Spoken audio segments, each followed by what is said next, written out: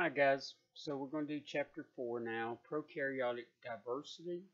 We're basically going to talk about how we classify bacteria into large groups above the species and the genus. So let's jump right on in. So all prokaryotes can be divided into two domains, and we've kind of referred to this, the bacteria themselves, and then there's these that are called the archaea.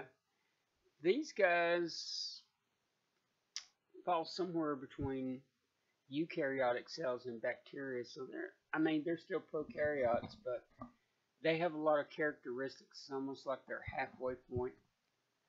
These guys live in different places. These guys, some of them are specialized for places that other living things can't take. Not any of these guys, but as far as the bacteria themselves, there are only a very few that are really pathogenic and cause diseases in human beings. Of course, the ones that are very good at it. These guys are not only necessary to keep nature running, carbon and nitrogen recycling, and of course some of them can break down polluted water and soil, but these guys are necessary as our partners inside our bodies. We'll talk a little bit more about that. As far as symbiosis, people think symbiosis means two different organisms living together to help each other, and that's true of this. Oops, don't want to mess up my table. It's true of this one type. So let's talk about all the types of symbiosis and find out how this can work. Mutualism is the one that most people think of. That's where I've got this organism and this organism. They live together, and this guy gets a payoff and this guy gets a payoff. So it's a win-win situation. Amensalism, it's where this organism is actually harmed and this guy is totally unaffected. He's not getting anything. He's not winning, he's just not losing. This guy is positively losing. I know we've got homework questions and there's some confusion over amensalism versus parasitism. And the thing is going to be is to whether the one that's not hurt, does he get something or does he not get something? This guy gets no payoff. It's almost like a side effect that he hurts this organism. It's not his intention and he doesn't benefit from it, but it happens anyway. And that's why I'm skipping down to parasitism. I want to contrast these two.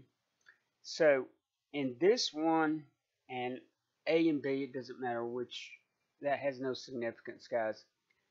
In this one of the organism is harmed while the other gets something from that harm. Okay. Commensalism, one of the organisms is benefited and the other gets nothing. So he wins, this guy doesn't lose or win.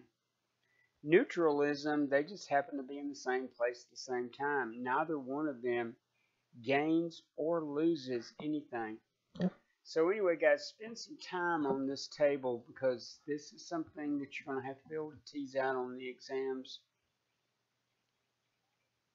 Okay, microbiome.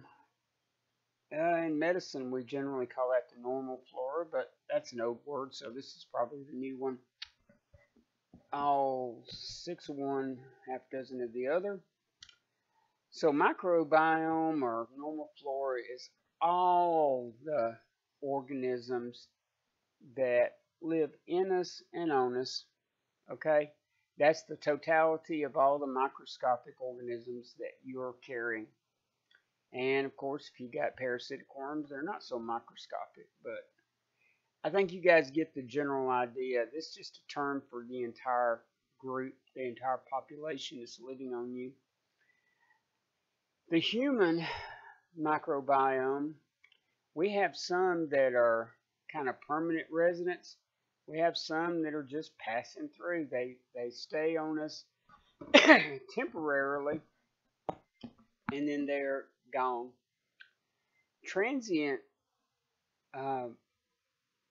microorganisms will stay in a particular part of our body for a very short period of time, and the residents, they also really are kind of specialized into where they live.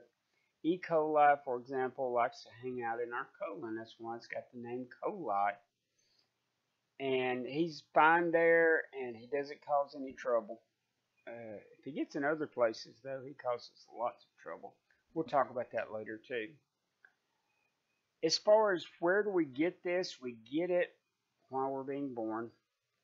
Passing through the vaginal canal, we pick up bacteria from mom, and we need those bacteria. Babies that don't do this, that are born through cesarean, have a higher incidence of diseases. Some of these bacteria crowd out and actively fight some of the really bad guys that want to try to get established on us. So our bacteria, and it's not like they're good guys. They're good in some places. They get in other places. They cause disease. Taxonomy and systematics. Taxonomy is the method of grouping organisms based on their characteristics. Like you can understand that. Felines, right? All cats have certain things in common, whether it's a house cat or a tiger. They have certain common features, and it's understandable that you would group them into one group.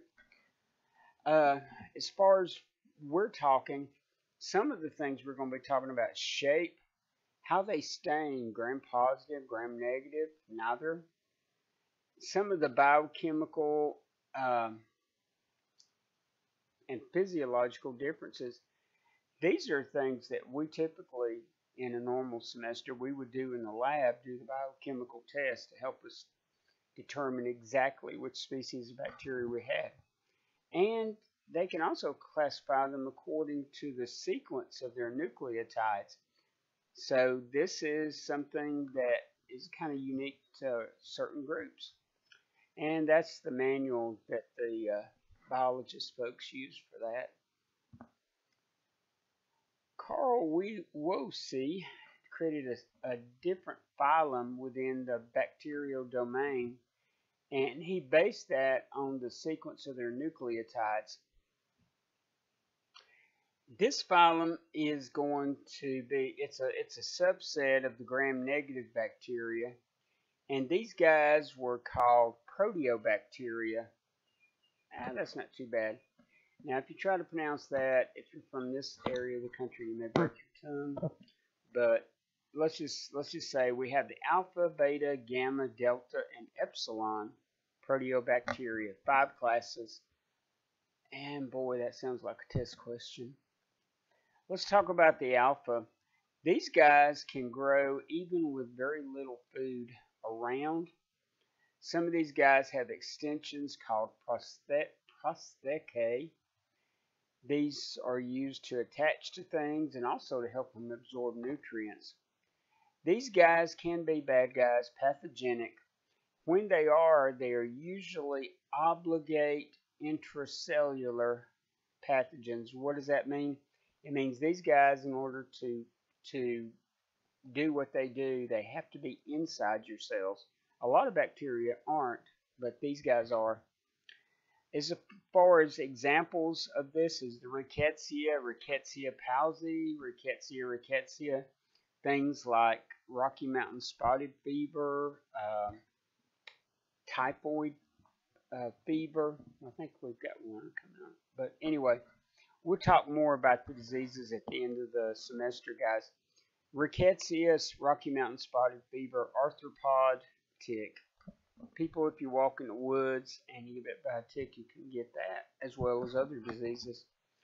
Brucella causes brucellosis, and these guys have the ability that once they're swallowed up by our white cells, to keep them from merging their lysosomes, so to keep them from being digested, destroyed, killed, whatever. Chlamydia.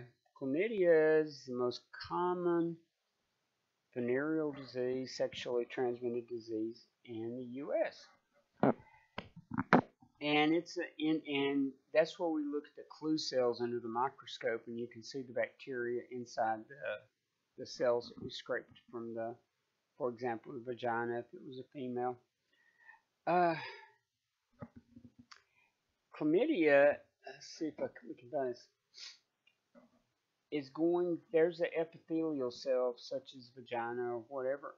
The elementary bodies are going to invade, and then these guys are going to turn into the active form, which is the reticulate bodies.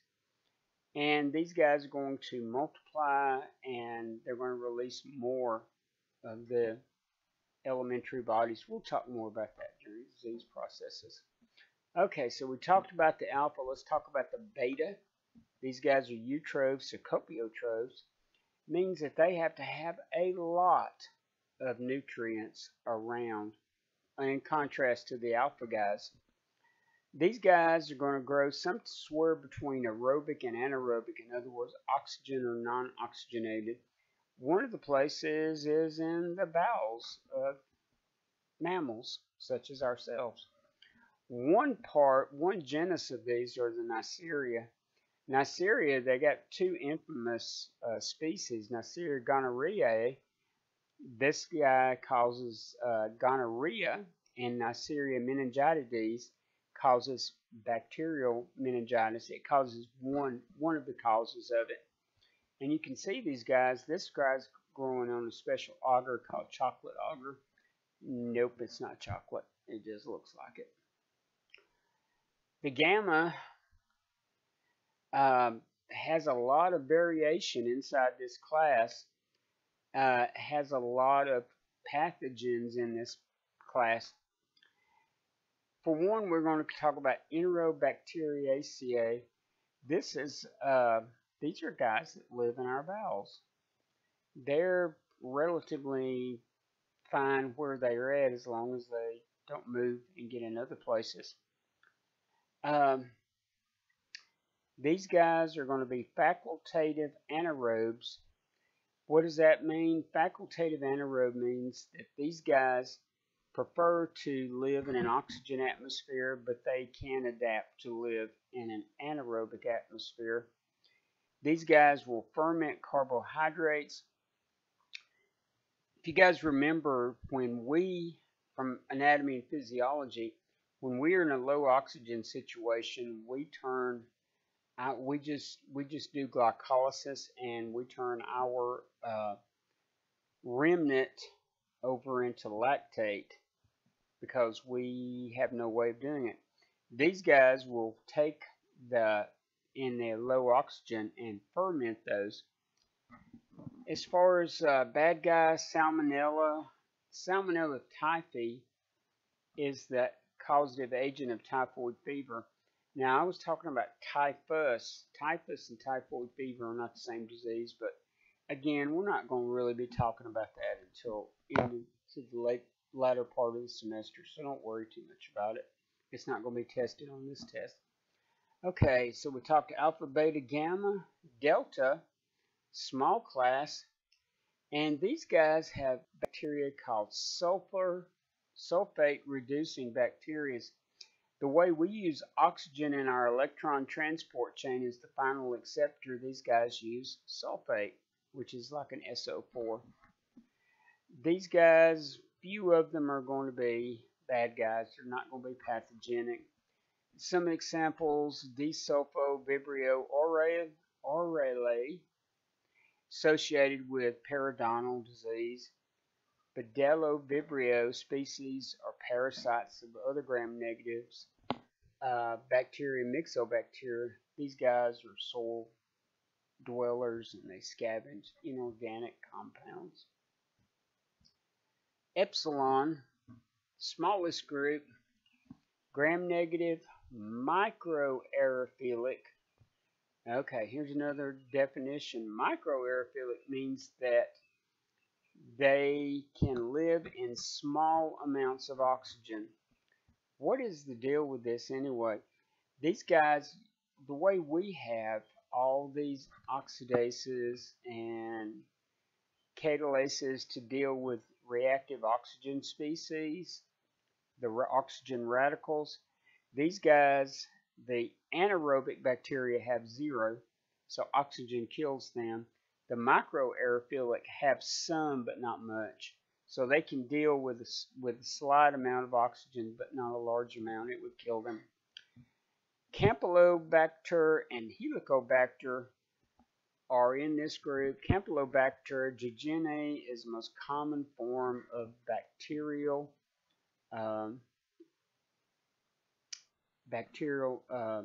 intestinal infection. Think what people oftentimes call the stomach flu.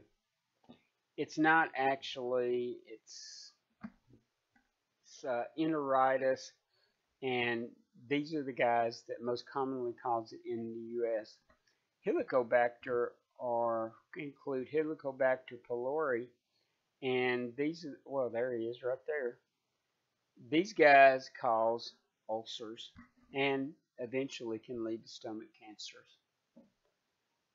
Spirochetes. These guys are not proteobacteria, but they are gram-negatives. Spirochetes, remember, these guys have a twisted, not a coiled appearance. That's a different morphology. But these guys have this twisted thing, and they've actually got a long flagellum that actually goes along the long axis of the body, this axial filament, and they move around very well. These guys are thin. Borrelia is in this group. Borrelia burgdorferi is the guy who causes Lyme disease, as well as Treponema pallidum. Treponema pallidum is the guy that causes syphilis. Okay, CYTOPHAGA, FUSOBACTERIUM, and BACTEROIDES. This group have similar sequences in their nucleotide, and these guys are rod-shaped anaerobes. Anaerobes mean they cannot deal with oxygen atmosphere. About a third of our normal flora in the colon is going to be this Bacteroides. Phototrophic bacteria, these guys are a large group. These are the guys that are going to make their own food through sunlight. They're almost like a plant, almost form of bacteria, but they're not plants. They're animals. These guys are going to have some of the proteobacteria as well, non-proteobacteria. These are the common names that you'll hear these guys called. No, you don't have to memorize this entire list. That's not required. Okay, now moving on to the gram-positive guys. We know that there are 4 nucleotides in humans and in bacteria, A, T, C, G, and that's the way they're paired. So, does that mean that for everybody's DNA it's 50% A and T and 50% C and G? Turns out no. These guys have less than 50% of their DNA has the C and G. It's more than 50% A and T. These guys also have similar 16S ribosomal RNA. We haven't got to that point yet, but that's a subunit of the ribosome. We'll talk about it when we get there. These guys are in the phylum Firmicutes. They're rod-shaped, and they are obligate anaerobes. That means they absolutely cannot live in an oxygen atmosphere. It will kill them. One of the worst examples is the Clostridia. There are 4 main pathogens, and there's more, but the 4 main. Clostridium difficile is a guy that causes severe infection and diarrhea of the colon. This guy will kill you. The other Clostridium include the guys that give us gangrene, the guys that give us lockjaw, and the guys that give us a food poisoning. So these guys are shaped like a rods, no oxygen. These guys produce toxins that causes the diseases, and these guys can survive in harsh conditions. They make endospores. We'll talk about that in the appropriate place as well. Lactobacillus, these are low GNC, gram-positive, have the bacilli and the causi. Lactobacillus, that guy is actually one of the ones that we have in yogurt, so he's not real big. Enterococcus can be pathogenic. Strep is definitely a bad guy. Strep pyogenes is the guy, if you remember, has the chains, and there's the colonies growing on there. Okay, let's continue on, guys. Bacilli. I really think it was a really bad idea to give an entire genus the name Bacillus, since that's the term we use for rod. If you guys remember from the lab, I told you guys just use the term rod, because otherwise you'll get confused, and I can't blame you. But there's such critters as Sirius Bacillus, and his shape is rod shaped.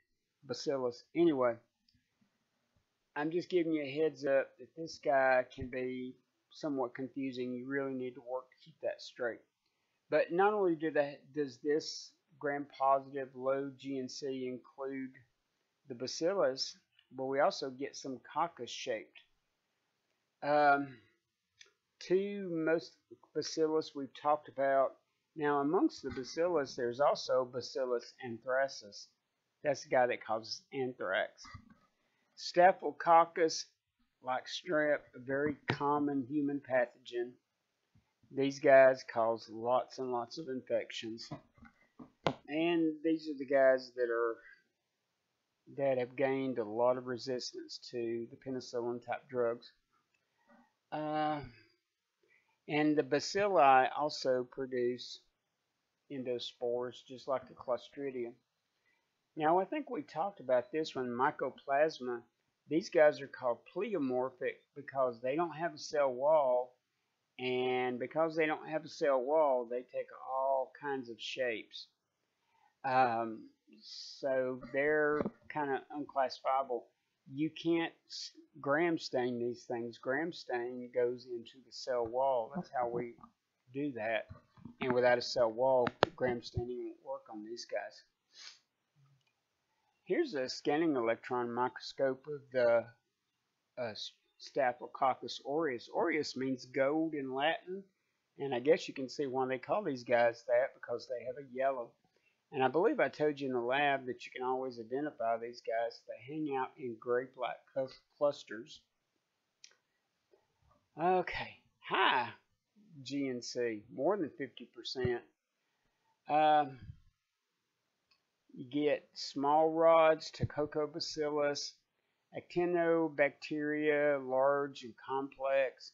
Some of the others are extremely small. Most of these guys live in the soil. Some of them live in water.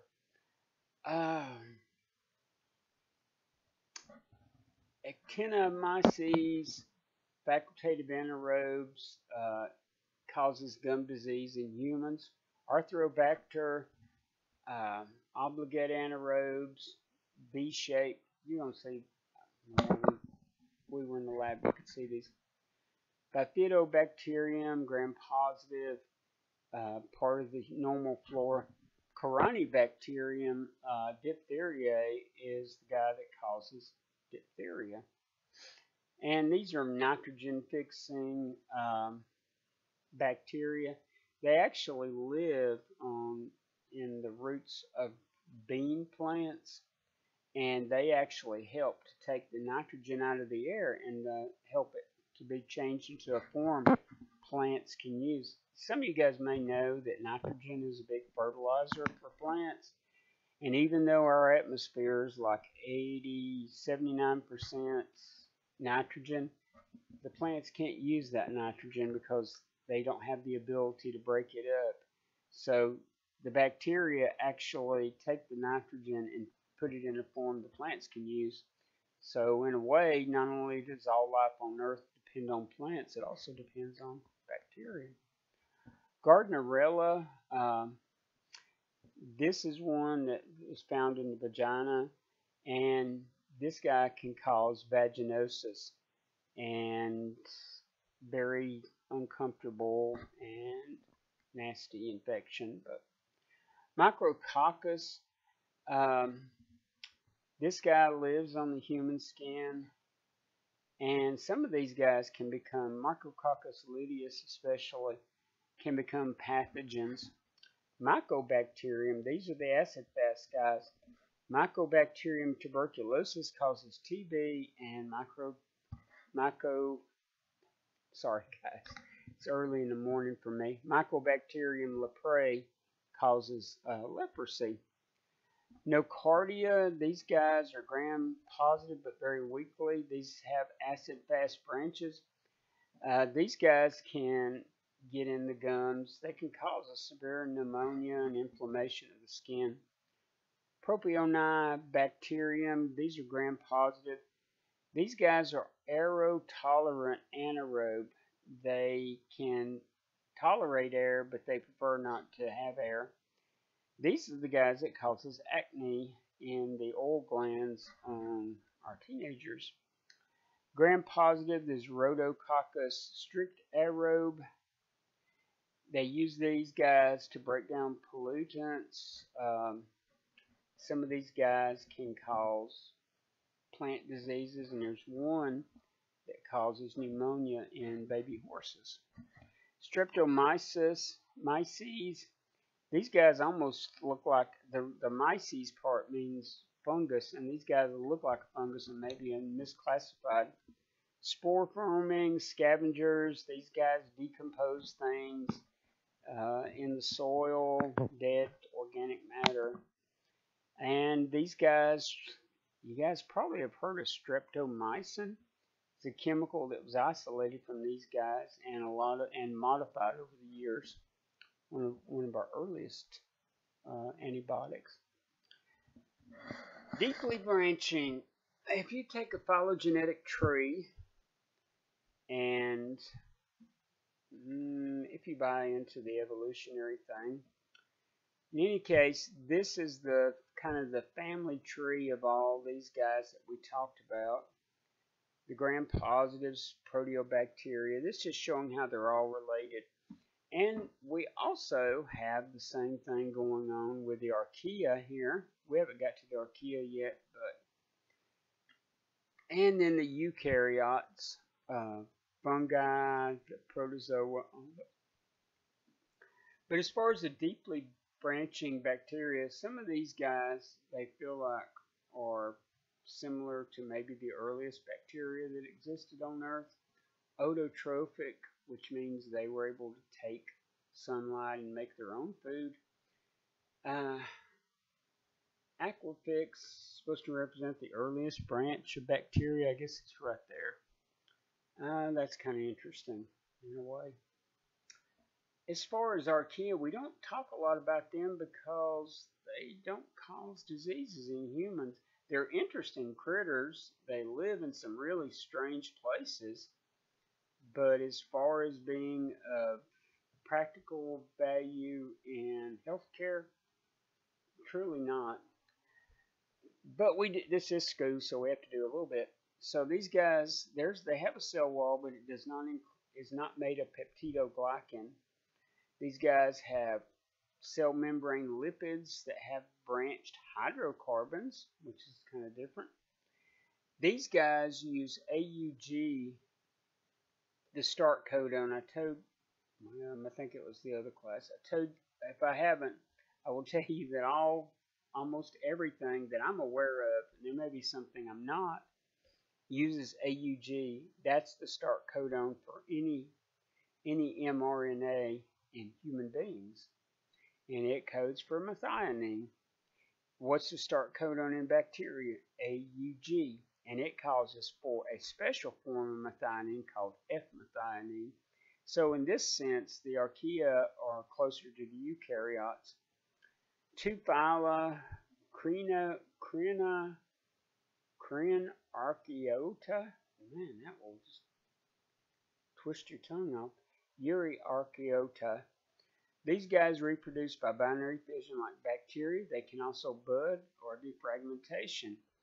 They come in just about every shape, and as I said, they do not cause diseases that we're aware of. So the thing that makes these guys interesting is that these guys go into places that no other organisms can live. These guys live in those boiling hot water temperatures and those in Yellowstone in those really hot springs and geysers.